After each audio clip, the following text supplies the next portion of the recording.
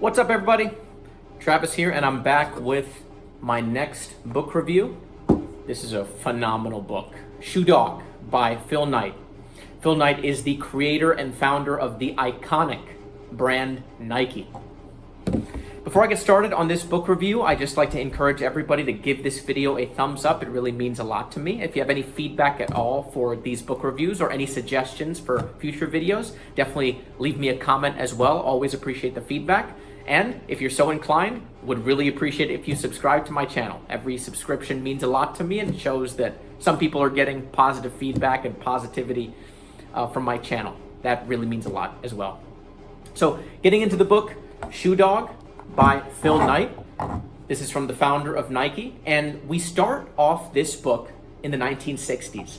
Phil Knight is a student in the 60s at the University of Oregon, which is home of the Ducks. That's the mascot. And he is also a track athlete at Oregon. So he runs track. He has an amazing head coach whose name is Bill Bowerman. Bill Bowerman also coached in the Olympics during the 60s and the 70s, so he definitely has credibility to his name. And the interesting part about where this book begins is that it shows you what led to the iconic brand Nike, and it really was a perfect storm. Phil Knight was an athlete. He ran track. Shoes were very important to him because he needed the best shoes to really perform well. In addition to him being a track athlete at Oregon, his coach, Bill Bowerman, loved shoes and loved to tinker with shoes, loved to see if he could modify or adjust the shoes that his athletes were wearing to hopefully improve their performance on the track and hopefully to improve their times. So not only was Phil Knight running track, but his coach was tinkering with shoes, and Phil was also really interested in business. So after he finishes his undergraduate degree at Oregon, he heads over to the Stanford Business School for his graduate studies, and while he's at Stanford studying business, he puts together one of his final projects, which is a business plan or business idea for himself that he would create in the future.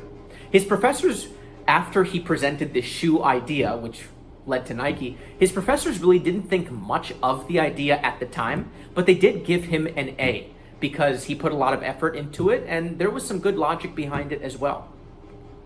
So I started off, Phil Knight is at Oregon, he's an athlete, his coach loves shoes, he also gets into business at Stanford, and he talks about, in his final project, going over to Japan, importing shoes from Japan and selling them in the United States, because at the time, Japanese shoes weren't really very popular. Nobody really knew about Japan or their shoe manufacturers, and Phil Knight thought that if he could buy and import shoes from Japan in the United States, that would be an untapped product in the market. It would be low cost, which meant better revenue, and it would also be high performing. So low cost, really good performing shoes, sounds like good profits, seems like a good business strategy. So then in the 60s, in his mid-20s, Phil Knight then goes to his dad because he needs the money. He wants to not only go to Japan to see if this business idea for shoes has any legs, but he also wants to travel the world and get a lot of experience sightseeing and going to visit all these different countries around the globe. So first he stops in Hawaii, has a lot of fun there. He goes to Japan. He's able to sell Onitsuka, which is the brand that he wants to go after to buy their shoes. He goes to the brand Onitsuka. They specialize in a shoe called the Tigers. And the Onitsuka Tigers are actually sold to this day.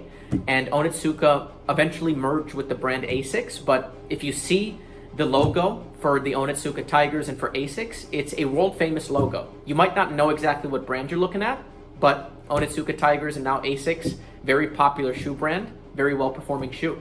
So that's how Phil Knight got his start. He sold the Onitsuka Tigers in the United States, and eventually it snowballed. Eventually the deal with Japan fell through. He had to find different manufacturers. He had to go to different locations, different countries. And then he eventually launches the Nike shoe. And eventually, at first, Nike was just a shoe, and then it became the overall brand and the overall company name, Nike. What was really cool was that when Phil Knight was in his travels in the 60s around the world, the book is so well written that I felt like I was there. And I felt like I was time traveling back in the 60s, and I'm born in the 90s, but I felt like I was experiencing a time that I never got to experience, and it was really cool. And Phil Knight also did a really good job of foreshadowing some of these popular names that would eventually be associated with the Nike brand. He talks about going to Kobe, Japan, one of the big cities there. He talks about going along the Jordan River, foreshadowing Michael Jordan. And the Jordan River is in Asia and in the Middle East. And then he talks about the Onitsuka Tigers, another foreshadowing for Tiger Woods, who was eventually a Nike athlete when he was jumping onto the golf scene in the late 90s and the early 2000s. And then finally, during his trip around the world in the 60s and as a mid-20-something, he finishes off in Europe, and one of his last stops was in Greece. And he was looking at all of these Greek mythology, all of these temples, and he comes across the temple of the goddess Athena, Nike. And the goddess Nike is actually the goddess of victory. And that was actually the namesake of the company. And years later, one of his associates, one of his employees, Johnson, they're trying to figure out the company name. They're trying to figure out the brand of shoes. Actually, it wasn't the company name. They were trying to figure out the name of the shoe. And Johnson loves to read, and all of a sudden in his dream, he thinks of the name Nike, maybe because it was associated with the goddess of victory. And he's like, I got it. The name of the shoe is Nike. And that's how they come up with the company name Nike, the shoe Nike, and now it's a household name across the world, not only in the United States. There were so many cool moments in this book. First, I want to talk about 3 quotes that I really liked. So, aside from the quotes, I love posting quotes and wisdom. I have a couple of social media accounts. The first one is on Instagram. It is at Travis D'Souza Quotes on Instagram. And then I have a Twitter or an X at Travis D'Souza. If you want really helpful quotes about wisdom, really bite-sized quotes that you can take with you for the rest of your day, that'll hopefully improve your life, that's really the mission. So follow these 2 Instagram and Twitter accounts if you want really helpful quotes. The first quote is, "You are remembered for the rules you break." Really cool quote. I'm not encouraging people to go out there and be criminals and to break the law, but it's more of in a maverick trailblazer business sense. Nobody thought that Phil Knight could sell shoes from Japan in the United States and make a profit and make a successful business, but he broke that rule. He sold the Onitsuka Tigers, and then he eventually created Nike.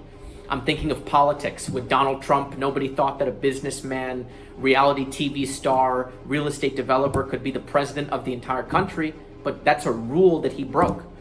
The president before him, Barack Obama, was the first African-American president of the country, and that's a rule he broke because all the other presidents were white guys. So you're remembered for the rules you break. Very cool quote there. The next one is an interesting one. The bigger you get, the bigger the bullseye. It's not one man's opinion, it's a law of nature.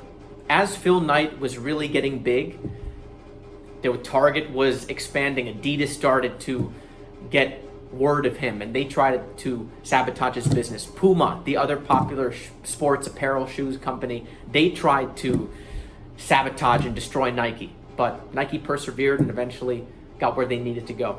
This last quote is super cool. It is such a baller quote, but only Phil Knight can say something like this. "It's one thing to watch a sporting event and put yourself in the player's shoes. Every fan does that. It's another thing when the athletes are actually in your shoes." An absolute baller quote from the man himself, Phil Knight. Only he and a handful of other men and women can say that. Finally, the most important thing that I got from this book is that if you want to make money, don't focus on money, and also don't make that the sole priority. Really focus on helping the world. That's what Phil Knight wanted to do. That's how he made his fortune, is he wanted to have everybody in his shoes. He wanted athletes to perform better. He wanted people to live their lives better, and shoes connect your feet to the earth, and that is really his mission. And it's only after he created Nike and he helped the world. He didn't even take a salary at first, and he eventually made tons of money. But money shouldn't be what you're leading with. You should never start any business with money as the focus. It should be helping other people, and that'll eventually get you where you need to go, and you might build a fortune along the way. Thanks everybody so much for watching. If I had to give this book a final score or a review score, it would be a 9.5 out of 10. Definitely pick it up. Shoe Dog by Phil Knight. Thanks everybody for watching. Like, comment, and subscribe. Take care. Bye.